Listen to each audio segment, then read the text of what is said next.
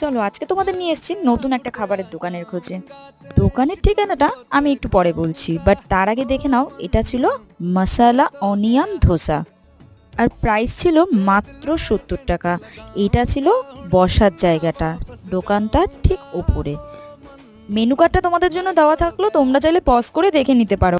চলো এবার আসি খাওয়াতে। এটা ছিল ধোসাটা।